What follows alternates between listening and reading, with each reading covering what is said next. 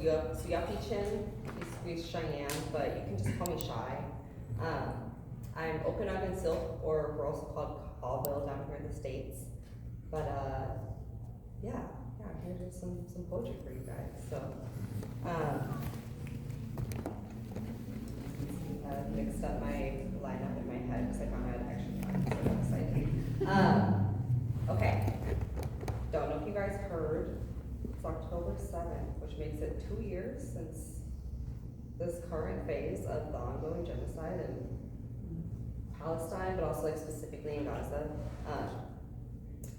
And like as a Native person, I will say it was pretty crazy to watch that and like see Gaza and be like, that's for sure a reservation, and I would know because I grew up on one.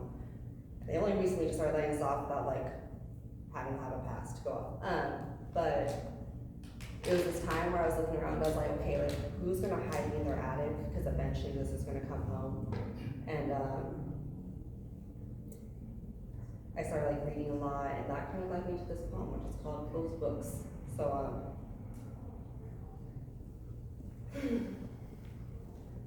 I got books on my shelf I'm scared to read. Books on broken trees, residential schools, bloodbaths at Sand Creek, Wounded Knee, little white lies that really added up over time. And I know those pages could feel what's vacant for my public school education, but every time my fingers turn them, a strange thing happens. My fight or flight kicks in. Reading words written by those unable to comprehend the technologies that people possess, or they're not obsessed with domineering. You know, it's a hard thing to reclaim history while watching reenactments live streamed on social feeds, because this one's not about me, but it's hard to focus on the trail of tears while watching Grandpa's twin death marching on IG, trying to release some self-destructive tendencies. I'll blow out this back before some of these spines get cracked. Allow the words to remind the PTSD in my bloodline that the cost paid so some remnants could remain. And yeah, those pages may explain how proud people became. How the bells of our laughter, which once rang from sea to shining sea, lost their ring. Caked in the bloodbath of manifest destiny, that dark underbelly of American history. Yeah, those pages would flood the banks of blood memory, and that part terrifies me. You know, the other day there was a bottle of Bailey's sitting on my kitchen counter. It wasn't for me, it had been a gift for family, bought the duty-free, passed the borders like in my country. It sat in my back seat, forgotten like bad memories, so I brought it back home with me. And as I made coffee to start a day of endless possibilities, I considered that a day drinking. I had a vision, a premonition, based on family history. You know, I learned addiction is actually hereditary. There's no genetic predisposition for alcoholism, only maladaptive coping strategies. Passed down by mimicking those escaping the agony of surviving colonial catastrophe. So instead of cracking open a cold one, I cracked open Dunbar teas. And I learned what I need, so these kids don't gotta read books that teach them they are nothing. I got books on kinship, on wealth and reciprocity, on traditional knowledge and food sovereignty shit. I haven't got books on coyote. I'll carry these stories for the ones who are grown, pass down instructions for the world they are growing. I got books on my shelf I'm scared to read, and bottles on counters I'm scared to drink, so it's a good thing. I got life lessons in bravery. Nothing lives long. Only the land and the mountains, they teach me to stand strong. Sticks and stones may break my bones, but the stories will always carry me home. That's a poem.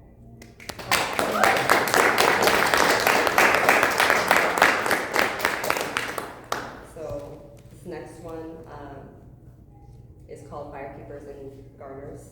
And I think like as a Native person, the one thing that really excites me is that there's so much knowledge and technology that has existed in our societies for like thousands of years that was just erased through colonization. So when people are like freaking out, like, oh my God, what are we gonna do with the world going to shit? I'm like, actually, we kind of have some answers already. And so, yeah. What good has it done, you ask? The likes, the hashtags, the shares, those posts. It's a fair question, I suppose. After all, we called, we talked, we voted, we walked, and in response, ruling classes ruled that all of this is just the new norm. We ran on a road to run, yet still, we retrace footsteps as if they'll lead to different outcomes. What do we do when all the seeds we plant bear no fruit? When the dirt itself is soiled, how is it we grow gardens? Well, let's take a look at Plains Indians, just maintaining Edens by blazing grasslands. They turn ashes into feasts, grow wildlife reserves, summoning herds and feeding millions. If they didn't, plant carcasses become demons. Wildfires raise villages like occupying forces. They turn death into medicine, which raises the question, how does one sacrifice the system?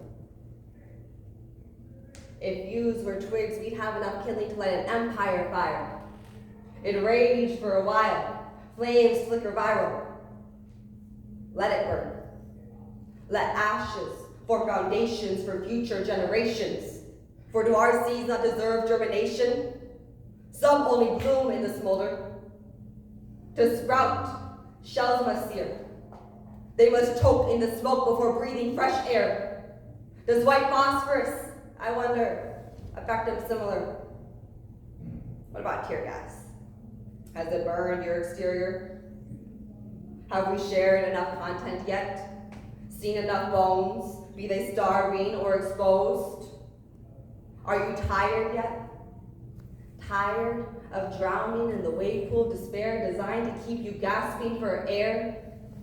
What good has it done, you ask? The like posts you hated, the shared videos you never wanted to watch, the nonviolent protests suppressed by state violence, what good have they done if not to burn through the shell that has you contained? Now it's your time to sprout. If the ground is not fertile, reduce it to ashes. When states propagate terror, let chaos raise gardens. Fan the flames. Burn away constraints that make you slave in all but name. You sit here, waiting for a hero, forgetting you are one. This empire is a tinderbox. Be a gardener. Light it up. And grow gardens. That's Paul.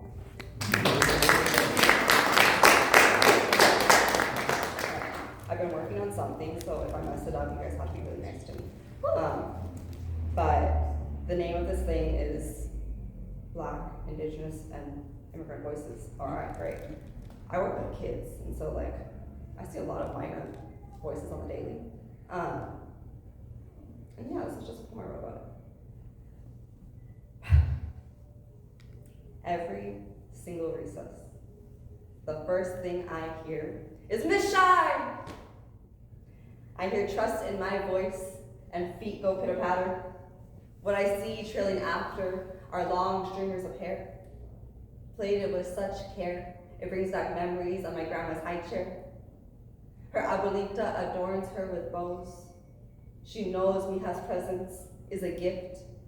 Our village, the recipient. What I feel are arms thrown around my waist. Air escapes, creates space for this embrace. Typically, there's the joy of being a child's safe place. But today, all I feel is relief. I say, oh my goodness, aren't you so good today? I missed you yesterday. Estuve enferma porque I was worried sick. We talk in half English, mitad Spanish. I ask her to help me practice, but what I don't say is every day you don't wait for me at that staircase. My heart's race. I get afraid that somewhere there's a little girl with streamers for hair, crying in a chain link cage. In my mind's eye, I see those bright red bows, but no, it's not fair for her to wear the weight of my fear, so instead I say, of course, I'll see how far you can climb the monkey bars.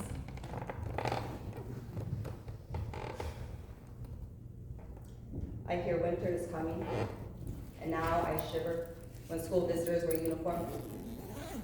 In a land stolen by illegal immigrants, I watch white walkers point fingers at brown skin.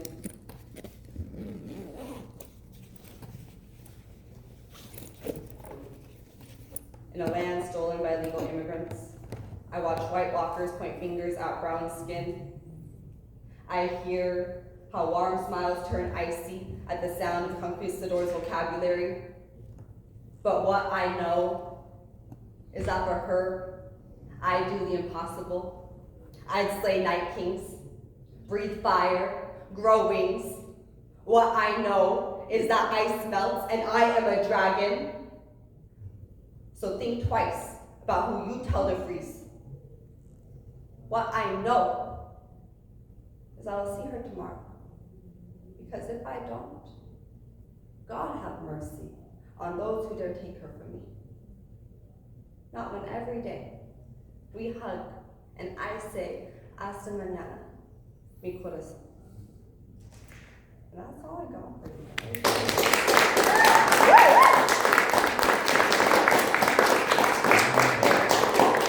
Follow me on Instagram. It's Indian with attitude. That's N like Nancy, D like dog, and like Nancy with attitude. NWA, but make it Indian. Anyways, peace out, girl scouts. Thank you.